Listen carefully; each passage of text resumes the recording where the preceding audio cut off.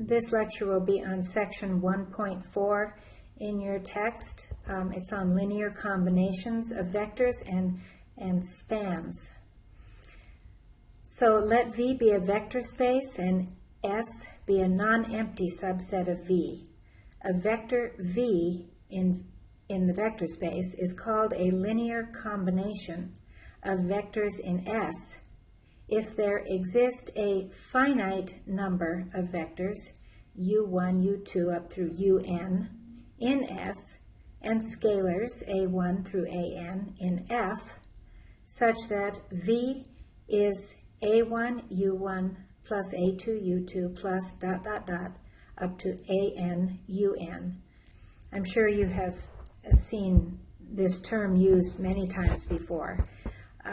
In this case, we say that V is a linear combination of the vectors u1 through un, and we call the scalars a1 through an the coefficients of the linear combination. If our vector space is R3, then let u1 be the vector 1, 0, 0, u2 be the unit vector 0, 1, 0, and u3 0, 0, 1. And of course, the point 6, 2, 1 is a linear combination of u1, u2, and u3. It is 6 u1 plus 2 u2 plus, or that is minus u3. So this is just a simple example of a linear combination of vectors. In linear algebra, we often need to know if a vector can be expressed as a linear combination of other vectors, and if so, how? This process boils down to solving a system of linear equations, usually. And for the remainder of Chapter 1, we're going to be doing it the hard way, solving systems of linear equations. An example. Is it possible to express the vector -2, 0, 3 in R3 as a linear combination of these two vectors 1, 3, 0 and 2, 4, -1? Well, if so, then this vector -2, 0, 3 will be equal to a coefficient from the field a1 times the vector 1, 3, 0 plus a coefficient a2 times the vector 2, 4, -1. And you can see that this is going to set up three equations in two unknowns. The first equation, I'm going to start on the right-hand side there, will be a1 times 1, or just a1 plus 2a2, and that will be equal to the number -2, the first coefficient in the vector -2, 0, 3. So put it on pause if you need to and see how this linear combination gives us those three equations. And we will solve those quite easily because we are given a2 is equal to -3. Well, then a1 plus 2a2, -3, is equal to -2, which gives us, adding 6 to both sides, a1 is equal to 4. So it looks like our solution is a1 is 4, a2 is -3. But remember, we had three equations and two unknowns. So let's take the equation that we haven't used, this one here, and let's just check and make sure that these a2 and a1 fit. So satisfy that equation. So 3 times a1, 3 times 4, plus 4 times a2 gives us 12, plus -12 is 0, and it works. So our solution is, this is a1 is equal to 4, and A2 was equal to negative 3. This is exactly the same kind of problem, but we're in a different vector space. The vector space of polynomials of degree less than or equal to 3 with real coefficients. And we're asking, can we express the first polynomial as a linear combination of the second two? If so, then we can write the first polynomial as a1 times x cubed minus 2x squared plus 3x minus 1 plus a2 times the third polynomial given there. And so we have to now equate coefficients. So we'll equate the coefficients of x cubed, x squared, x, and the constant, and we'll get 4 equations in 2 unknowns. Starting on the left over here, we have a1 x cubed, so a1 plus 2a2 x cubed plus 2a2 will be the coefficient of x cubed on the left, which is negative 2. And put this on pause if you need to and see how we got the remaining 3 equations. Just look, for example, the last one here. Here we're equating the constants. And so we see that the constant on the right-hand side would be negative 1 times a1 plus negative 2 times a2, and that would be equal to the constant on the left, which is 2, not negative 2. Excuse me. Okay, so we have 4 equations and 2 unknowns, and we will solve for them easily. This time I think I will use a technique that is discussed in the book, and I know you've had it before.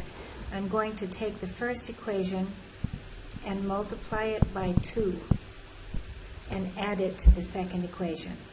The reason I do that is because it will eliminate a1 from the second equation. Notice, plus 2 times this added to the second equation will make the coefficient of a1 0. Okay, so I have still the top equation, a1 plus 2a2 is equal to negative 2, and multiplying the top equation by 2 and adding it, I get 0a1. Now I have 4a2 plus a2, so that's 5a2, and multiplying negative 2 times 2, I have negative 4 plus negative 11 is negative 15. Well, that gives us a2 is equal to negative 3, so we have solved for one of them, and now let's just go back in the first equation here and write a1 plus 2 times negative 3 is equal to negative 2, so adding 6 to both sides we get a1 is 4. So that's likely our solution, but remember we have not checked in the other 2 equations. So we need to check in, oh, look, we can just cross out the last equation. It's exactly the same as the first one, just multiplied by negative 1. But let's check here, and we see actually it's just a1 plus a2 is equal to 1, and a1 plus a2 is equal to 1. So it checks, and we have our solution.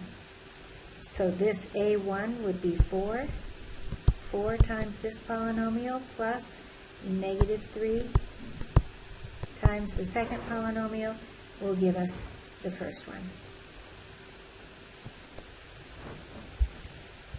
If S is a non-empty subset of a vector space V, the span of S, denoted span S, is the set consisting of all linear combinations of the vectors in S. We define span of the empty set to be the set containing the 0 vector. It's just by definition. So the span of S is the set consisting of all linear combinations of the vectors in S. So let's see what the span of this set is. You see we have a non-empty subset of the 2 by 2 matrices with entries from R. Let's give these a name. Let's call this M1, M2, and M3 to save time. And the span of this set will be the set of all linear combinations of those matrices. So A1, a real number, times M1, plus A2, M2, plus A3, M3. It's the set of all of those where A1, A2, and A3 come from the real numbers. Well, if you add those matrices together, we would have A1 here, and A2 would be the 2 entry in M2, and then we would multiply by A3 to M3. We get this. Just multiply this out and add it, and you will get the set of matrices that look like this: A1, A3, A3, and A2.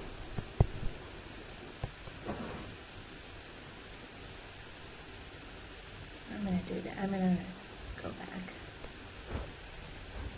So the span of the subset consisting of those three matrices will be, this will be equal to A1, M1, plus A2, M2, plus A3, M3, where A1, A2, and A3 come from the field, the set of real numbers.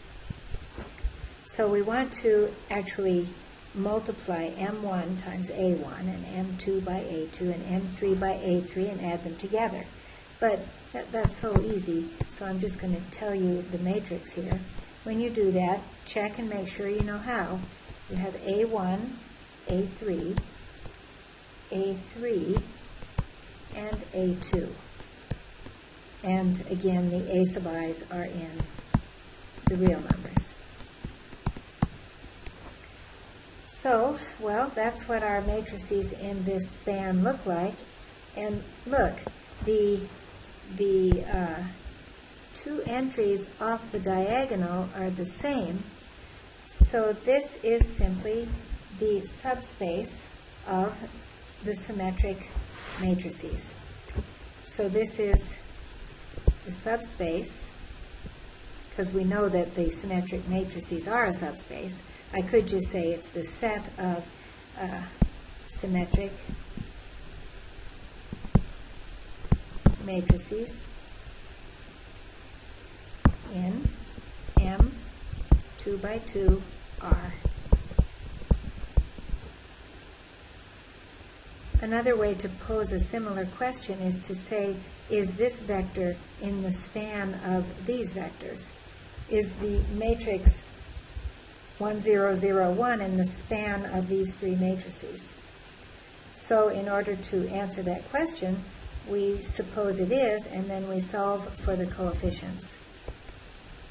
So if it is in the span of those three matrices, it will be a linear combination of those three. So we write out the linear combination, and then multiplying in the coefficients and adding the three matrices together, you can get this matrix. So given that we have the matrix here, 1, 0, 0, 1, is equal to this matrix, we will set the entries, the corresponding entries, set them equal. Setting those corresponding entries equal, we see, well, just look at the first one. A1 plus A3 is the 1, 1 entry, and so it has to be equal to 1. And likewise for the other three entries in the matrix. So this one is very easy to solve. We have A2 is equal to 1, and we have A1 is equal to 0. So that was no problem. I used these two, and now we do need to check in the other two equations. Is A1, oh, we haven't solved for A3, excuse me.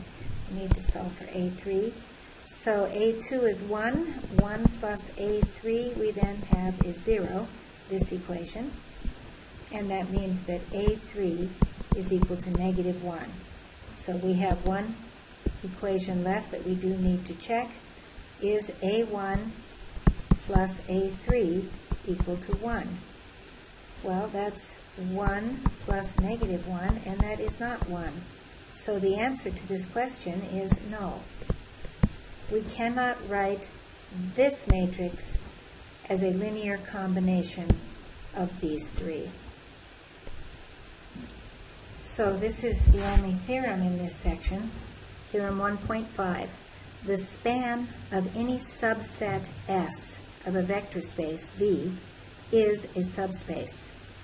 So the span of a set is a subspace.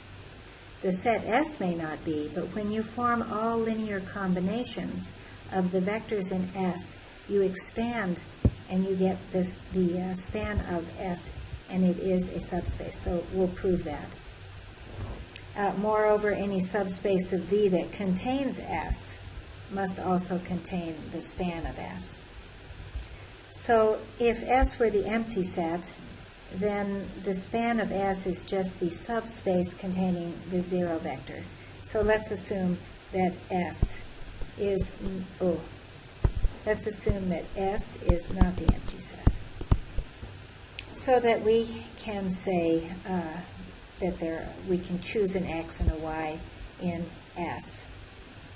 But first of all, if it's not empty, then we can let X be in S and take the scalar 0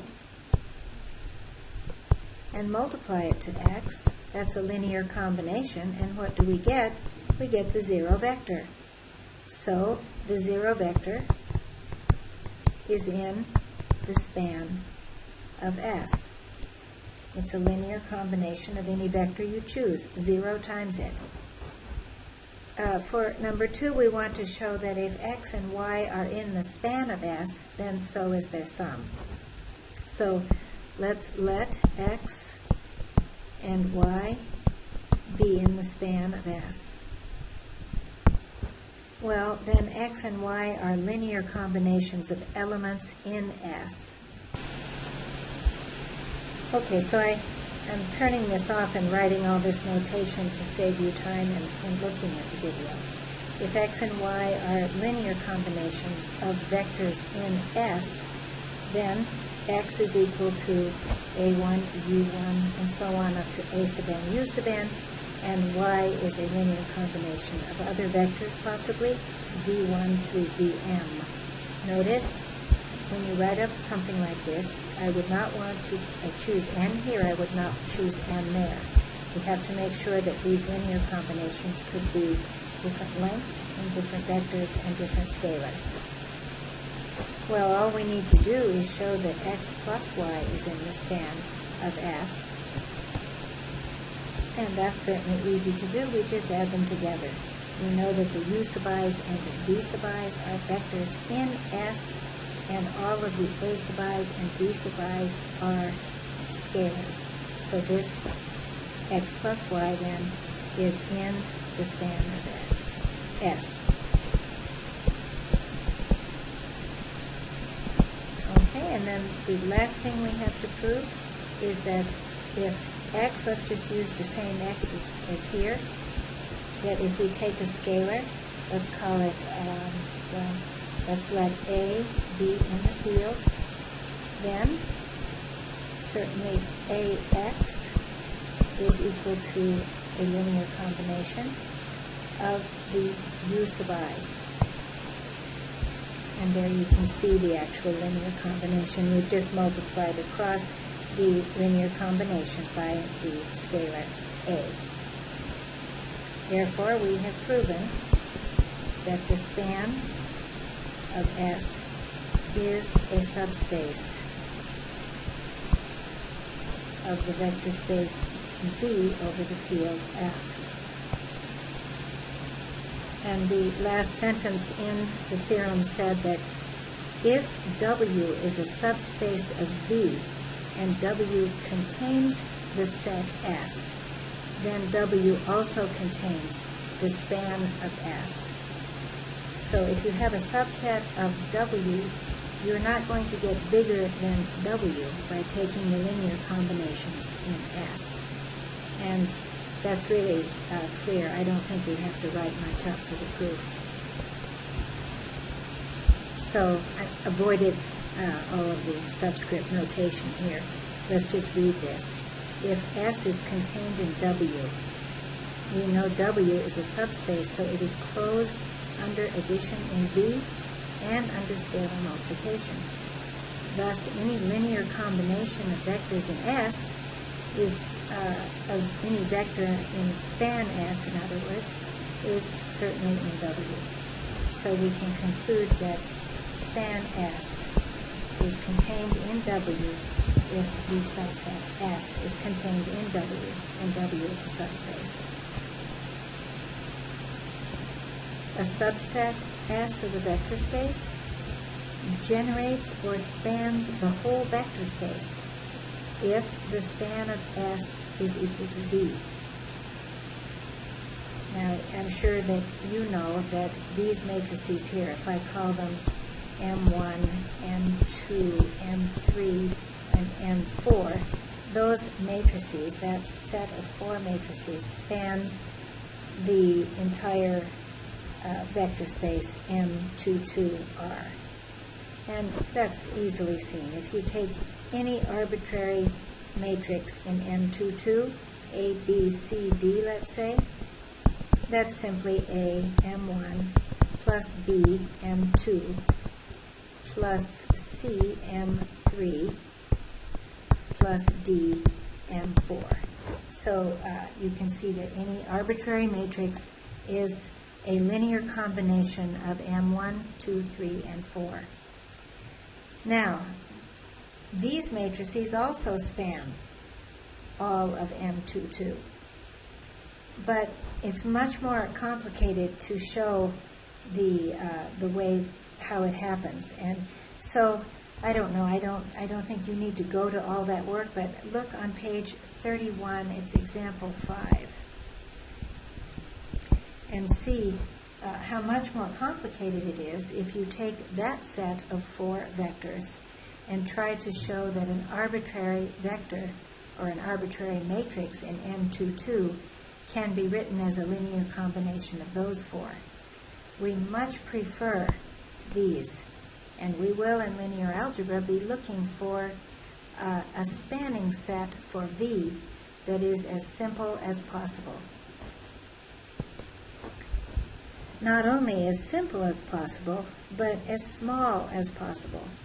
We would wish to find the smallest possible set that spans a subspace or that spans the whole space V. So this is problem 13, and we'll do this one problem and that's it. If S1 and S2 are subsets of a vector space V, and S1 is inside of S2, S1 is a subset of S2, then the span of S1 is also a subset of the span of S2. In particular, if the span of S1 is all of V, then so is the span of S2. And we probably would ignore S2 because S1 is a smaller spanning set. So we'll start by supposing S1 is contained in S2, and then we want to show that the span of S1 is a subset of the span of S2. So, of course, we will let V be in the span of S1. And we will have to show that it is in the span of S2. Well, it's really easy. If it's in the span of S1, then V, the vector V, is equal to A1, U1 plus A2, U2. It's some linear combination of vectors in S1. Okay, so V is a linear combination of vectors in S1. So the U sub i's, those vectors are in S1, and the A sub i's, of course, are in the field that is associated with the vector space. Well, S1 is contained in S2, so the U sub i's are also in S2. So this implies that V is in the span of S2, and therefore we have the span of S2 is contained in, the span of S1 is contained in the span of S2.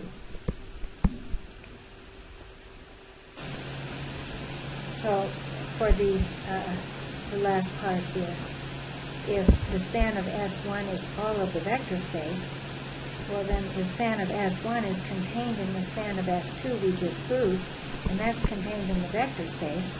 So if the span of S1 is equal to V, by set theory, the span of S2 is equal to V.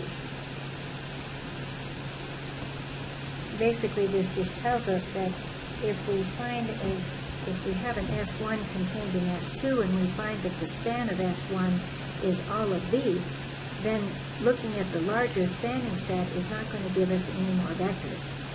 So again, we are looking for the smallest possible sets that span a subspace.